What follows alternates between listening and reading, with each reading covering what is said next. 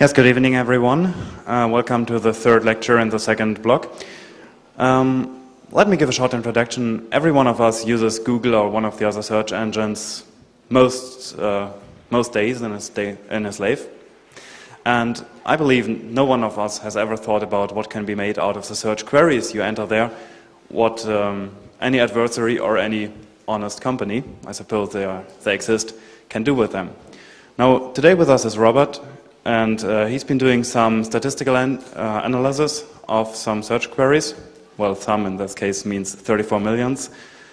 And yeah, he's going to give us a brief talk about what you can do in terms of profile building out of them. Enjoy.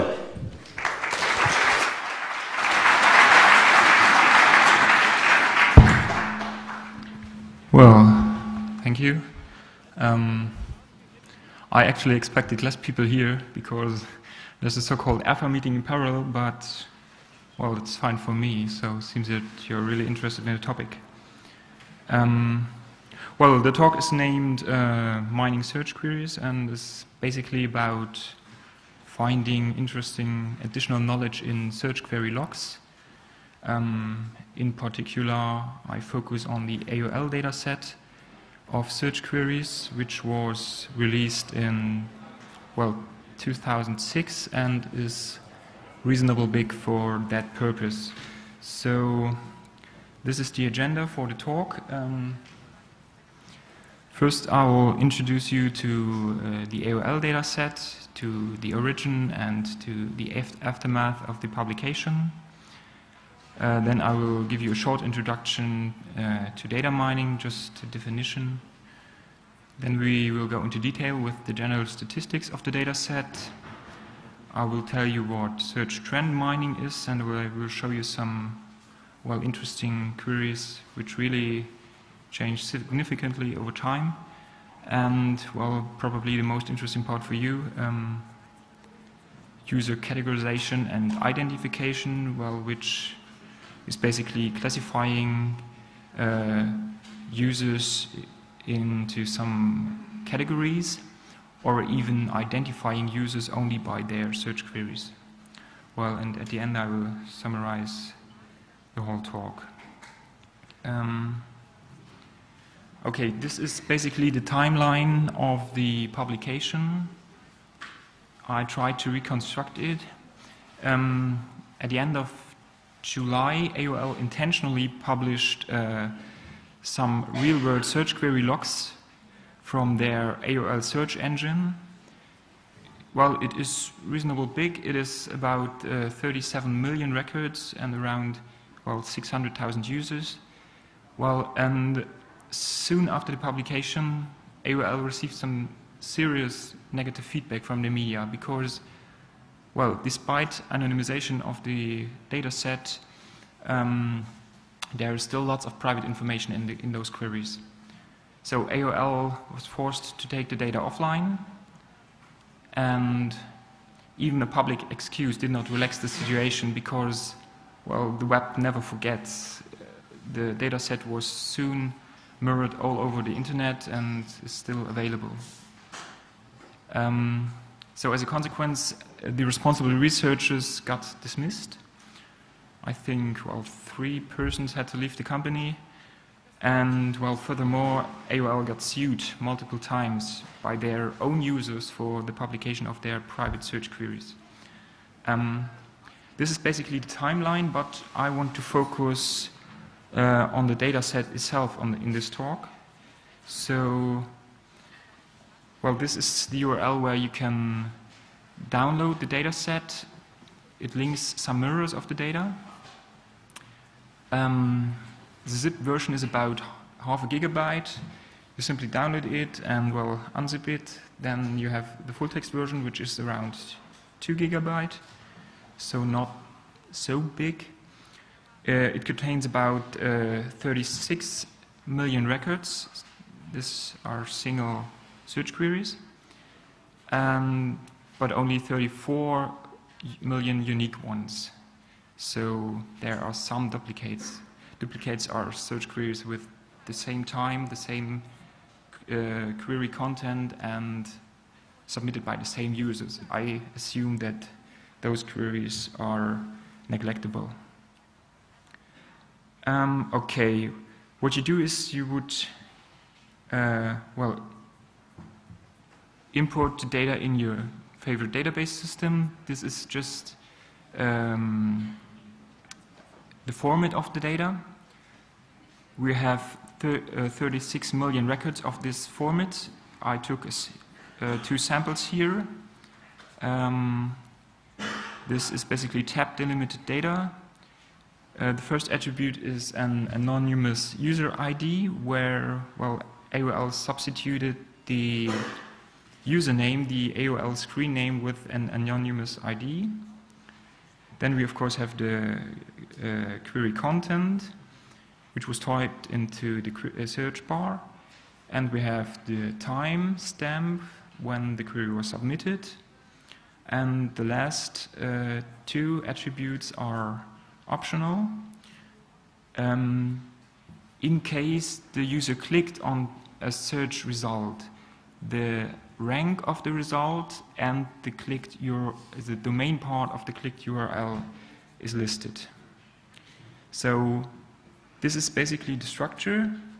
So, and well, AOL thought that this data is anonymized, but we will see actually it is not. What do we want to do with that data? We want to do some data mining, finding some interesting knowledge on it. But what is data mining?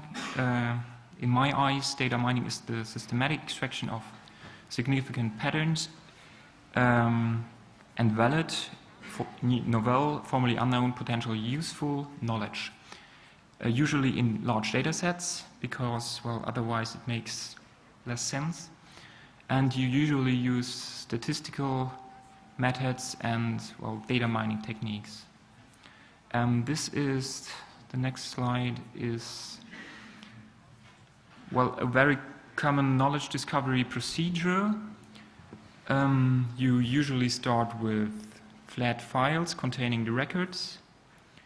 Then you apply a so-called ETL process on the files. ETL means extraction, transformation, loading. Well, extraction could be that you select the attributes which you'd like to import in your database. Transformation might be that you have to convert some values in the data set so that it fits into your database schema. Well, and loading is simply the database import. This all ends up with a working copy of the data in your database, sometimes with metadata. Well, and before you start to apply your statistical analysis and data mining algorithms, you usually select subsets of the data in data mods, which are, well, some kind of views on your data. Furthermore, you usually create some indices on the data because, well, to speed up things. And then it is possible to, well, derive statistics, derive reports, or derive even models of your data. The whole thing ends up with some human interaction where the knowledge is interpreted. So if you want to make a decision out of the data, you always have some human factor. Okay. So let's go into detail with the statistical analysis. This is what you will see in the next slides. Basically, we go through all dimensions of the data. We look at the distribution by time, by query, by user, and by item rank. Well, let's see. The first plot is basically the frequency plot of the overall data. It is, well, you can see it is over a period of 3 months. Well, it starts pretty perfect. You can even see some weekly cycles, but then there is a decrease, and well, and suddenly there is a sudden decline. It is on May the 16th, I think, where, well, where the query frequency declines enormously. We will see that this results in some problems in our later analysis. Okay, but this plot is pretty perfect. It is the frequency plot by hour of day. You might have seen that before in your own web server logs, that, well, the query frequency is not the same, is not equally distributed over the day. The minimum is, of course, in the nighttime hours, and there is a certain increase during the office hours, and the maximum is reached, well, early evening hours, I would say. Well, this one is pretty perfect in my eyes. Well, things seem to be simple, but if you go into detail, they are not. What I did here is I plotted the difference to the hourly frequency mean of some selected queries. Well, basically this should end up into a straight line if all queries were equally distributed, but they are not. So values above 0 mean that this query is overrepresented in that hour, and values below 0 mean that this query is underrepresented. And what you see is, well, the query for adult entertainment is overrepresented in the nighttime hours and, well, underrepresented in the afternoon, I would say. Whereas the query for the Bank of America, well, people are doing their online banking or whatever, is overrepresented in the office hours. Well, and what else do we have? Oprah, which is a very popular talk show in the United States. And Oprah has a peak, well, at 17 o'clock, I would say. Well, and I would bet my ass that this is the broadcasting time of the TV show. So you can investigate in that. Okay, the next plot is the frequency distribution by the user ID. So you can see that we have basically 600,000 distinct user IDs. Be careful with the y-axis. The y-axis is log scale. This will happen very, very often in the next slide, so be aware of it.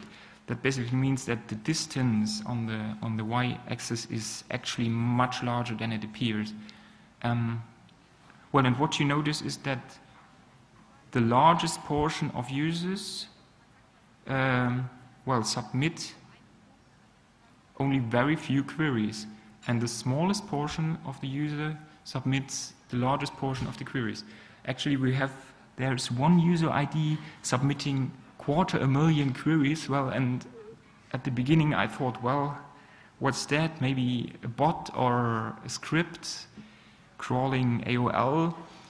But it turns out, well, if you look at the query distribution of that user, this user is searching for all kinds of topics, and it's searching all the time, daytime, nighttime, day by day, sessions in parallel. So this might be an account with multiple users. Now, at the moment, I assume that this is the guest account from AOL. Well, this would be my interpretation.